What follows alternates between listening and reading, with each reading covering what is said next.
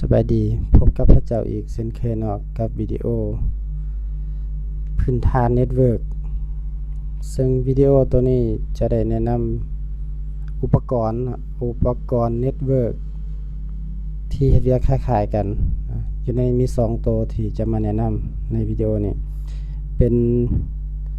Wireless Router กับ Access Point พร้อมการเฮ็ดเวียกของมันนะว่ามันแตกต่างกันจังได Wireless Router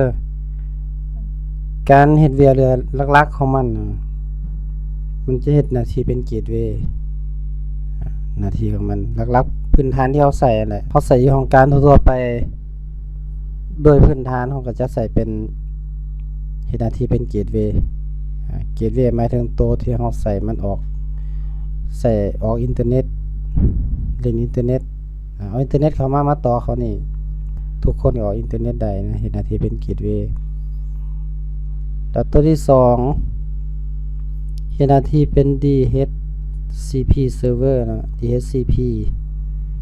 server ซึ่งหัวข้อ DHCP ข้าพเจ้าก็ได้เฮ็ดมีวิดีโอตัวไปแล้วตัวหนึ่งตัวที่2เฮ็ดหน้าที่เป็น DHCP server ตัวที่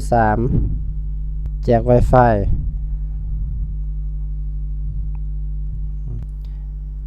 มันแจก Wi-Fi หรือว่าใช้เชื่อมต่อผ่านทาง Wi-Fi เพราะอุปกรณ์ตัวนี้เป็น Wireless Router ส่วน Wireless Router มัน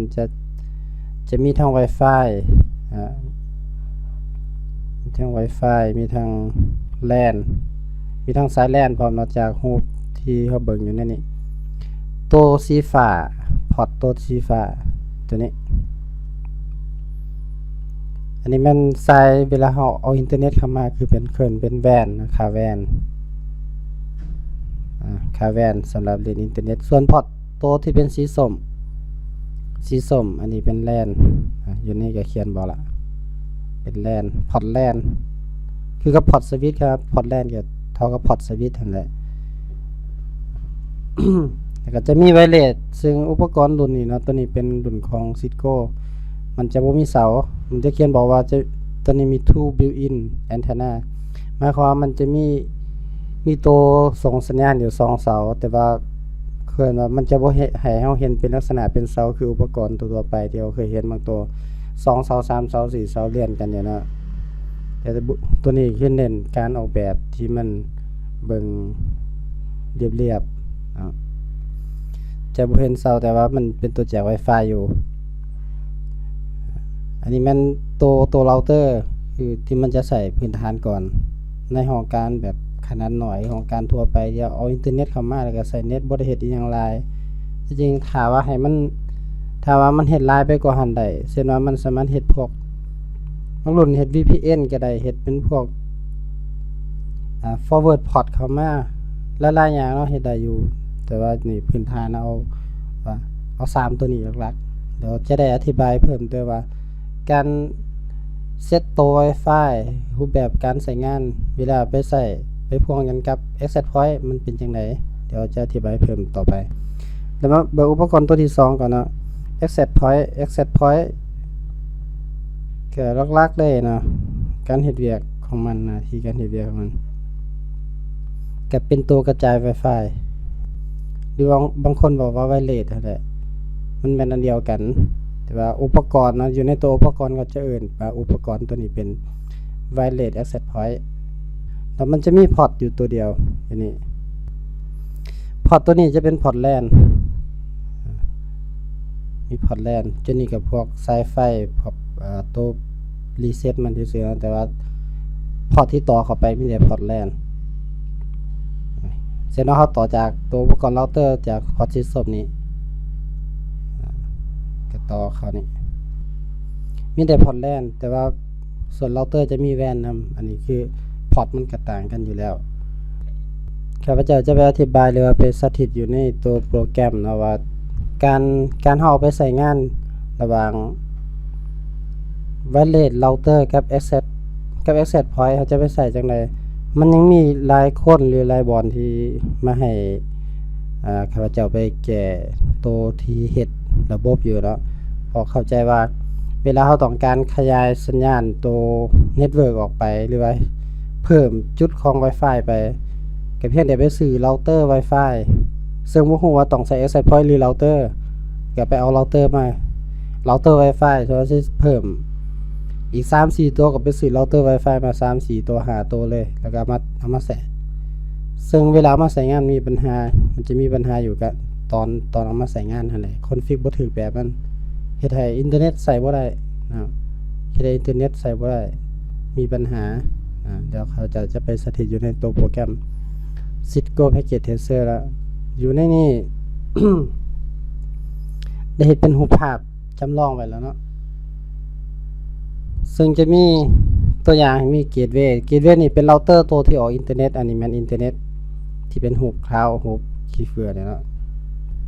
ตัวนี้เป็นอินเทอร์เน็ตเข้ามาแล้วเราเตอร์ Wi-Fi ตัวที่1นี่มันเฮ็ดหน้าที่เป็นเกตเวย์แล้วมันก็จะกระจายสัญญาณ Wi-Fi สื่อสัญญาณว่า Wi-Fi 1คอมพิวเตอร์นี่ต่อเข้า Wi-Fi 1แล้วก็ต่อเข้ามาสวิตช์คือที่ข้าพเจ้าบอกไว้เมื่อกี้นี่ว่าบางคนเพิ่มสัญญาณ Wi-Fi ไปอีกจุดหนึ่งก็ไปซื้ออุปกรณ์ซึ่งเป็นอุปกรณ์ที่เป็นเราเตอร์ Wi-Fi มาอีกหรือว่า wireless router นั่นแหละเอามาแล้วก็ต่อเข้ามาหาเพื่อจะใช้งาน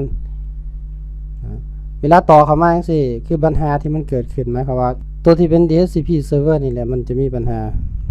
เนื่องจากว่าเวลาเฮามาต่อเขาตอนนี้หั่นเราเตอร์ตัวที่1ตัว Wi-Fi 1หั่นมันแจกสัญญาณไป Wi-Fi 1แล้วมันก็จะแจก IP ไปนำคือว่าเป็น DHCP server อยู่ในตัวมันแจก IP มาแสดงว่าเครื่องคอมพิวเตอร์อย่างพวกนี้มันจะรับ IP จากเราเตอร์ตัวนี้อยู่เห็นบ่แล้วเอาเราเตอร์ตัวที่2มาต่อเข้าระบบเราเตอร์ตัวที่2มาต่อเข้าระบบซึ่งตัวที่2มันก็เป็น wireless router ซึ่งมันสามารถแจก DHCP ได้คือกันในตัวมันจะมีการตั้งค่า DHCP server ปะไว้อยู่มันก็เลยเฮ็ดให้ว่าเครื่องเราเตอร์ตัวนี้ก็กระจาย IP แจก IP กลับคืนไปมันก็เลยเฮ็ดให้ว่ามันตามกันบ่สามารถออกอินเทอร์เน็ตได้เกตเวย์บ่ถูกนะอันนี้คือมันเกิดปัญหาจากถ้าเอาต่อไปหลายๆตัวซึ่งเอาอุปกรณ์ที่เป็นเราเตอร์มาใส่มันจะเป็นแบบนี้วิธีแก้เนื่องจากว่าเฮาซื้อมาแล้วก็ต้องได้ใช้งานก็แก้ให้มันเฮ็ดหน้าที่เป็น access point บ่ให้มันเฮ็ดหน้าที่เป็นเราเตอร์ตัวเราเตอร์ตัวที่2นี่เวลาต่อให้ต่อเข้าพอร์ตนี่ตัวนี้เราเตอร์ตัวที่1แล้วเราเตอร์ตัวที่2ให้ต่อเข้าไปพอร์ตแวนพอร์ตแลนเนาะต่อเข้าไปพอร์ตแลนตัวนี้เป็นแลนห้ามต่อเข้าพอร์ตแวนตัวที่เป็นสีฟ้าตัวนี้ห้ามถ้าว่าต่อตัวนี้มาเข้าพอร์ตแวนอีกเทื่อนึงก็ได้อยู่แต่ว่ามันจะมีปัญหาอีกตามมาเช่นการแชร์ไฟล์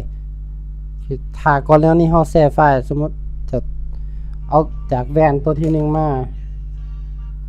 เอาแวนตัวที่1หั่นเข้ามาตัวนี้ถ้าว่าเฮาต่อพอร์ตแวนจากเราเตอร์ตัวที่1ไปหาเราเตอร์ตัวที่2ตัวอย่างนะครับเจ้าจะดึงใส่สมมุติถ้าว่าต่อพอร์ตแวนมาหาแวนแต่ตัวพอร์ตแลน4ตัวอีกของเราเตอร์ตัวที่2พวกนี้มันตัวนี้มันกระจายสัญญาณ Wi-Fi กระจาย IP ไปหาพอร์ตแลนไปหาพวกคอมพิวเตอร์ที่ต่อกับเราเตอร์เครื่องนี้มันก็ออกเน็ตได้คือกันต่างแต่ว่าถ้ามีการแชร์ไฟล์อุปกรณ์ที่มันเชื่อมต่อเราเตอร์1กับเราเตอร์2มันจะบ่สามารถเข้าเอาไฟล์นำกันได้อันนี้คือข้อเสียหรือว่ามีปัญหาคันเฮาต่อเข้าเป็นพอร์ตแลนการแชร์ไฟล์หรือว่าใส่พรินเตอร์รวมกันจังซี่จะมีปัญหาทันทีฉะนั้นตัวนี้ก็เลยแนะนำว่าเฮาบ่ต่อเข้าพอร์ตนั้นเฮาต่อจากพอร์ตแลนไปหาแลนต่อเข้าพอร์ตแลนมาหาพอร์ตแลนของเราเตอร์ตัวที่2แล้วตัวเราเตอร์ตัวที่2เฮาต้องไปปิด DHCP server CP server ตัวนี้เฮาไปปิดไว้ซึ่งหลังจากเฮาปิดตัวนี้หมายความว่า มันจะหับ IP จากเราเตอร์ตัวที่1แจกไปหาคอมพิวเตอร์ตัวใดก็ตามที่เชื่อมต่อเราเตอร์ตัวที่2ก็จะได้หับ IP ตัวเดียวที่มาจากเราเตอร์ตัวที่1เวลานั้นเฮาแชร์ปรินเตอร์แชร์ไฟล์ผ่านระบบเครือข่ายมันก็จะเห็นกันทั้งหมดเวลาไปใส่ต้องได้ปรับแบบนี้ก็เลยทำมันเป็นเราเตอร์กับเราเตอร์ผมว่าจะใส่ในรูปแบบใดที่จริงเขาสามารถใส่ทั้งพอร์ตแว่นก็ได้พอร์ตแลนก็ได้แต่ว่าเวลาเราใส่พอร์ตแว่นไปต้องไปเบิ่งว่าถ้ามีการแชร์ไฟล์แชร์ปรินเตอร์มันจะบ่เห็นกันแต่ถ้าเราใส่พอร์ตแลนไปเขาต้องได้ไปปิด DHCP server ก่อนถ้าบ่ปิด DHCP server มันจะแจก IP กลับคืนไปหาเราเตอร์ตัวที่1เราเครื่องทุกเครื่องบางเทื่อก็หับจากเราเตอร์1บางเทื่อก็หับเราเตอร์2คันหาเราเตอร์2ปุ๊บจะเล่นเน็ตบ่ได้ถ้าหับจากเราเตอร์1ก็จะสามารถเล่นเน็ตได้มันจะเป็นแบบนี้เนาะฉะนั้นจึงแนะนำ2วิธีวิธีที่1เอาต่อเข้าพอร์ตแว่นได้ถ้าบ่มีการแชร์ไฟล์แชร์ปรินเตอร์ก็คือเครื่องพวกนี้ก็เล่นเน็ตได้คือกันวิธีที่2เพื่อให้มันอยู่เน็ตเวิร์กเดียวกันทั้งหมดมีการแชร์ไฟล์มีการแชร์ปรินเตอร์เอกสารรวมกันผ่านเน็ตเวิร์กให้เฮาต่อเข้าพอร์ตแลนจากพอร์ตแลนของเราเตอร์1ไปหาพอร์ตแลนเราเตอร์2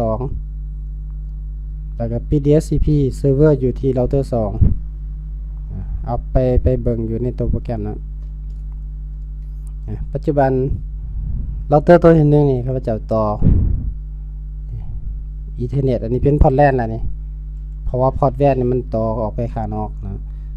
แล้วเราเตอร์ตัวนี้เราเตอร์ตัวที่2ก็หมายความมันจะต่อเข้ามาหาเราเตอร์ตัวที่2อ่ะจากเราเตอร์ตัวนี้เอามาผ่านสวิตช์ก็ได้บ่เป็นหยัง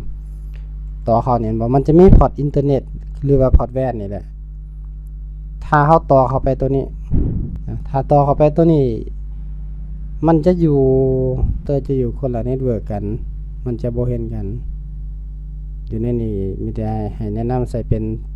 พอร์ตแลนนะต่อเป็นพอร์ตแลนแล้วเข้าไปคอนฟิก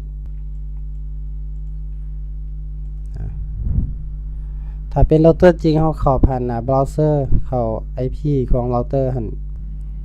ตัวนี้เขาจะไปปิด DHCP มันต่อพอร์ตถือแล้วก็ไปคอนฟิก IP หาคำว่า LAN เน็ตเวิร์กนะเน็ตเวิร์กอยู่ในนี้มันจะเขียนว่าเน็ตเวิร์กแล้วจะมีว่า DHCP server setting ตอนนี้มันเปิดอยู่คันมันเปิดแปลว่ามันแจก IP ได้นี่มันจะแจก IP เบอร์นี่มันจะแจกแก๊ปขึ้นไปเฮาปิดไว้เลยเฮาปิดตัวนี้ไว้แต่ว่าก่อนจะปิดเฮาต้องตั้ง IP ของตัวเราเตอร์นี่เพื่อว่าก่อนแล้วนี้เฮาจะเข้ามาแก้ไขค่ายังไงมันหัว IP เครื่องนี้เป็นเบอร์ใดนะก็ให้มันอยู่ในเบอร์เดียวกันสมมุติเครื่องนี้เป็นเบอร์2หอยตัว DHCP ปิดไว้ปิด DHCP ไว้แล้วก็เซฟ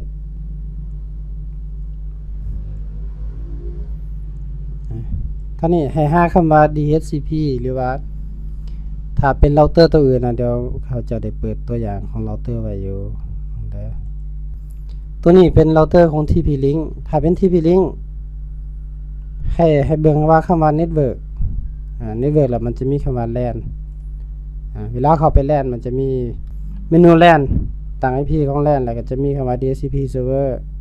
มันจะอยู่บ่คือกันแต่ละบอร์ดมันจะอยู่ต่างกันให้จื่อแต่คำศัพท์ว่า DHCP server LAN อินเทอร์เน็ตเนี่ยเขาจะเข้าไปหามันอยู่ใส่อันนี้ก็มาปิดไว้ปิด DHCP server ไว้อันนี้ตัวอย่าง TP-Link แล้วมีอีกรุ่นหนึ่งนะรุ่นนี้ก็จะเรียกเป็นไปตัว Advanced คำว่า LAN Setup อันนี้ให้เบิ่งเพื่อให้เห็นว่าแต่ละรุ่นมันบ่คือกัน LAN Setup แล้วมันจะมีคำว่า DHCP อยู่เห็นมั้ยแล้วมัน Enable คันจะปิดก็เข้ามา Disable ไปนี่แล้ว IP ของ LAN จะเป็นเบอร์นี้แล้วก็ปิด DHCP ไปตัวนี้เนาะวิธีเขาเช็คบอกว่า DHCP เขาปิดอยู่ใส่เปิดอยู่ใส่กลับมาตัวโปรแกรมเมื่อกี้เนี่ยปิดไปละปิด DHCP ไปละเซฟไปละลองเบิ่งนะ IP ที่มันหับตัวนี้มันหับจาก DHCP ให้เบอร์1ห้อยคือมันจะรับจากเราเตอร์ตัวนี้เป็นตัวแจกไปเครื่องพวกนี้คือกันตัวนี้มันต่อเขาคอมพิวเตอร์นี่ต่อเขาไว้ Wi-Fi ตัวที่1เบอร์ IP มันเบอร์ใด102แต่มันสามารถปิ้งหากันได้ในโปรแกรมสามารถกด2จดหมายนะกด2จดหมายกดใส่เครื่องที่1แล้วกดเครื่องปลายทางมันขึ้น successful ตัวนี้ถือว่ามันเห็นกันละมันปิ้งเจอกันโอเคถ้าเอาเราเตอร์มาใส่ให้มันเป็น access point ต้องใส่แบบนี้นะแล้วเวลาตัวตั้งสัญญาณมันเนาะตัวตั้งสัญญาณ Wi-Fi ของมันหั่นเราเตอร์แต่ละตัวให้เข้าไปเบิ่งหาคำว่า wireless นะ wireless มันจะมี wireless setting แล้วก็หันคำว่า SSID แล้วมันจะใส่ว่า SSID อันนี้เป็นตัวซื้อสัญญาณ Wi-Fi เราก็ใส่ซื้อไปอันนี้คือกัน SSID ไปที่ wireless SSID เดิน wireless 1 Wi-Fi 1 Wi-Fi 1 Wi-Fi 2โอเคตัวนี้แม่นเราเตอร์เรามาเฮ็ดตัวนี้เป็นเกตเวย์แล้วเราเตอร์ตัวที่2เฮาเฮ็ดให้มันเป็นเฮ็ดหน้าที่เป็น access point อย่างเดียวบ่ให้มันเป็นเราเตอร์บ่ให้มันเฮ็ดหน้าที่เป็นเกตเวย์เนาะอันนี้ป้องกันกรณีว่าในห้องการฮอดจะมีการแชร์ไฟล์มีการใส่พรินเตอร์ร่วมกันผ่าน IP ทางเน็ตเวิร์กอยู่คันไปเฮ็ดในกรณีตัวที่1ว่าต่อเข้าพอร์ตแวนแล้วมันแจก IP คนละวงกันไปเดี๋ยวมันจะมีปัญหาในระบบมาเบิ่งหัวข้อตัวถัดไปเนาะที่เป็น access point บัดนี้ access point น่ะที่มันเฮ็ดกระจายสัญญาณ Wi-Fi อย่างเดียวหมายความว่ามันจะอยู่เบื้องหลังของเราเตอร์เนาะก็คือต่อจากเราเตอร์มาหามันคล้ายคือกับเบื้องนี้แหละต่างแต่ว่าตัวมันเองจะบ่สามารถแจก DHCP หรือตอนนี้เนาะอุปกรณ์มันออกมารุ่นใหม่มันก็จะมีให้แจกเพราะว่าอาศัยว่าเฮาเอาตัว access point เฮาบ่มีเน็ตเวิร์กอินเทอร์เน็ตก็จะแต่ว่าเปิด access point ขึ้นมาเพื่อให้เป็นจุดเชื่อมต่อแล้วเอาคอมพิวเตอร์ต่อเขาเอาพรินเตอร์เชื่อมต่อเข้าไปให้มันใส่เน็ตเวิร์กเครือข่ายภายในได้ใส่ access point ตัวเดียวอันนั้นคือหน้าที่ของมันว่า access point คือเป็นจุดเชื่อมต่อแต่ถ้าว่าเฮาจะใส่มันเชื่อมต่อออกอินเทอร์เน็ตไปจังซี่แต่มันจะบ่มีแจกบ่ให้มันแจก DHCP แต่คือรุ่นนี้มันจะบ่มีแจกอยู่แล้วแค่มีแต่ตั้งซื้อ access point ไปซื่อๆแล้วก็ใส่สัญญาณใส่ตัว security มันจังได๋แต่ก็อุปกรณ์เชื่อมต่อซึ่งมันก็จะรับ IP จากเราเตอร์มาเลยIP ตัวนี้ครับมาจากเราเตอร์แสดงว่าตอนนี้เราปิ้งทดสอบเบิ่งเครื่องนี้ไปหาคอมพิวเตอร์อันนี้คือปิ้งเจอกันมัดคอมพิวเตอร์ที่ต่อเขาครับสัญญาณ Wi-Fi คนละตัวกันแต่มันมาจากเกตเวย์เดียวกัน IP ที่เป็นเซิร์ฟเวอร์ตัวที่1ตัวนี้เป็นตัวแจก IP ไปให้ก็อยู่เน็ตเวิร์กเดียวกันทั้งหมดโอเคอันนี้เนาะคือเพื่ออยากให้แต่ละคนที่เฮากำลังอยู่ในพื้นฐานเน็ตเวิร์กเขาบ่ฮู้ว่าอุปกรณ์แต่ละตัวจะมาใส่จังไดจังได๋สิจำแนกออกคันเฮาจะเฮ็ดหน้าที่เฮ็ด access point เพิ่มสัญญาณ Wi-Fi ยังเฮาต้องเอาอุปกรณ์ที่เป็น access point มาเฮาบ่ต้องไปซื้อเป็นเราเตอร์ wireless คันใส่พวกเราเตอร์ wireless นี่เราเตอร์มันราคาคือมันจะแพงกว่า access point อีกฉะนั้นเฮาก็ซื้อตัวที่มันเป็น access point อย่างเดียวมาเอามาใส่ก็มันจะบ่ได้คอนฟิกหยังหลายเท่ากับเราเตอร์แต่ถ้าว่าใส่ access point หลายตัวเป็น6 7ตัวขึ้นไปจังซี่ก็คือแนะนำต้องเอาตัวที่มันสามารถมีคอนโทรลเลอร์สามารถจัดการได้เพื่อให้สัญญาณแต่ละตัวสามารถผ่านคอนโทรลเลอร์ตัวเดียวสำหรับวิดีโอนี้เราจะเพิ่มอีกตัวหนึ่งเนาะที่เป็นอยู่ในภาพที่แจกไว้นี่มันจะมีพรินเตอร์อยู่ตัวนี้พรินเตอร์ตัวนี้เป็นเซิร์ฟเวอร์แล้วเดี๋ยวลืมเขียนออกนะตัวนี้เป็นพรินเตอร์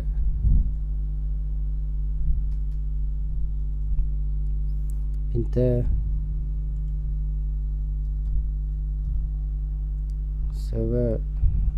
เป็นแต่ว่าตัวนี้มันเป็นไฟล์เซิร์ฟเวอร์นะเห็นป่ะ แสดงว่าแน่นอนเนาะเน็ตเวิร์กของเราถ้ามีไฟล์เซิร์ฟเวอร์ต้องให้ทุกเครื่องต้องให้มันอยู่เน็ตเวิร์กเดียวกันต้องเป็น IP ตัวเดียว IP วงเดียวจากเราเตอร์ตัวเดียวอันแจกมาให้ปรินเตอร์คือกันทุกเครื่องความหมายคันแบบนี้แปลว่าอุปกรณ์ทุกตัวที่อยู่ในระบบเครือข่ายสามารถสั่งพิมพ์เอกสารมาหาเครื่องปรินเตอร์ตัวนี้ได้นะปรินเตอร์ตัวนี้เดี๋ยวเขาจะใจมันหับ IP นะอินเทอร์เฟซเนี่ยเนาะอินเทอร์เฟซเดี๋ยวให้มันเป็น DHCP นะ IP มันเป็นเบอร์5ส่วนเซิร์ฟเวอร์ก็ให้มันหับเป็น DHCP เบอร์6นะตัวที่อยากเพิ่มเข้าไปกรณีแบบนี้นะไฟล์เซิร์ฟเวอร์ไฟล์ที่เราแช่ไฟล์ไปให้กับเครื่องอื่นสามารถเข้ามาหาได้คือแนะนำให้ต้องเป็น IP ที่บ่เปลี่ยนแปลงนะปกติข้าพเจ้าจะแนะนำมาให้ฟิก IP คือเฮ็ดเป็น static แต่ถ้าบ่อยากให้เป็น static เขาแจก IP มาแล้วตอนนี้มันหับ IP มาแบบ dynamic หรือว่าแบบ DHCP เป็นเบอร์6นะส่วน printer เป็นเบอร์5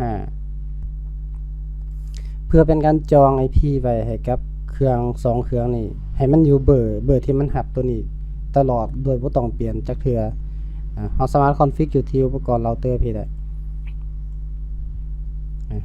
คือคำสำคัญเนาะคำสำคัญคือคำว่า DHCP reservation อุปกรณ์ทุกรุ่นคือกัน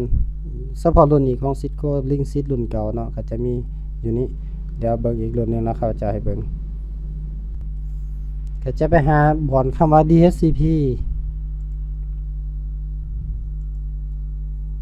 อยู่ไสนี่ DHCP อยู่นี่แล้วก็มีคำว่า DHCP reservation เป็นการจอง IP คำว่าจอง IP คือ IP ตัวที่มันหับไปแล้วจองให้มันเป็นเบอร์นั้นคือตัวนี้ปรินเตอร์ของข้าพเจ้าก็จะเป็นเบอร์นี้ก็จะจองไว้เลยมันจะมี MAC address นำส่วนรุ่นถ้าเป็น TP-Link TP-Link ตัวนี้เป็นรุ่น AD 7002ก็ไปหาคำว่า reservation นี่ใส่เห็นป่ะเนี่ย IP DHCP server แล้วมันจะมีตัวนี้ address reservation ดิเขาจะจอง IP ให้กับ IP เบอร์นี้เป็นของไผมี MAC address มานำ IP เบอร์นี้เป็นของไผเฮาสามารถที่จะหาว่าพนักงานมีจักคนสามารถฟิกผ่านเราเตอร์ตัวนี้ได้เลยจริงๆฮู้ว่าผู้ใดใช้งานได้โอเคกลับมาที่โปรแกรมเฮานี่เนาะตอนนี้เฮาจัดจองคือ IP เบอร์106กับ105ของเบอร์เซิร์ฟเวอร์เฮาก็เข้าไปเบิ่งกดเข้าไปที่ DHCP reservation อยู่ในนี้มันจะมีว่าเครื่องใดที่รับ IP ไปแล้วเห็นบ่เนี่ยเมื่อกี้นี่เขาบอกว่าเบอร์5บอกมีเบอร์1ห้อยเลี่ยนกันลงมาแต่ที่เราอยากรู้ก็คือปรินเตอร์มันเบอร์5 105เดี๋ยวมาเบิ่งของปรินเตอร์เนาะเนี่ย19268จำ0จำ105โอเคเท่ากับไปจองไว้105เป็นตัวนี้ยังวิธีกดอยู่โรเตอร์รุ่นนี้เอาติ๊กเอา105เรากดแอดเลยแอดเนี่ยเนาะแอดไคลเอนต์มันจะขึ้นมาอยู่หลุมนี้แต่ว่าตัวนี้ครับจะแนะนำแบบให้ใส่เป็นชื่อเพื่อจะได้เบิ่งง่ายกรณีว่ามี IP เบอร์ใดเป็นชื่อคอมพิวเตอร์หรือปรินเตอร์เครื่องไหนกรณีเรามีปรินเตอร์ 2-3 หน่วยเบอร์105เท่ากับพิมพ์แสวนี่พิมพ์แสว105พอทั้งหน้ามันคือกันอยู่แล้วเอาแต่ทางหลังมาใส่105ตัวนี้แม่น MAC address เท่ากับไป copy MAC address ตัวนี้มาคลิกขวาบ่ได้มีแต่กด Ctrl C แล้วก็มาลบทีออกแล้วก็พาสใส่แล้วบนนี้ช่องที่1เฮาใส่คำว่า printer ตัวอย่างอันนี้ตัวอย่างเนาะตัวอย่างมีชื่อใส่ปรินเตอร์แล้วก็ใส่ชื่อปรินเตอร์ไปแล้วแอดมันก็จะเห็น IP แล้วก็ตามด้วยชื่อปรินเตอร์ MAC address โอเคแล้วที่นี่เซิร์ฟเวอร์เราเครื่องเซิร์ฟเวอร์มันเบอร์นี้เอาลองไปกดเบิ่งว่าเมื่อกี้นี่เบิ่งเซิร์ฟเวอร์มันเบอร์เซฟกันนะ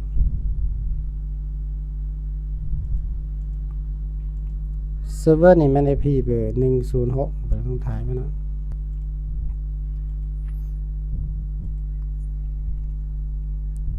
กดเข้าไปบอนเก่า กดเข้าไปบอนเก่าเนาะ DHCP reservation IP เบอร์6เห็นบ่มันจะเห็นว่ามันมีการหับไปแล้วเบอร์6เราก็มาเพิ่มซะนี่พิมพ์106สนอกขอผิด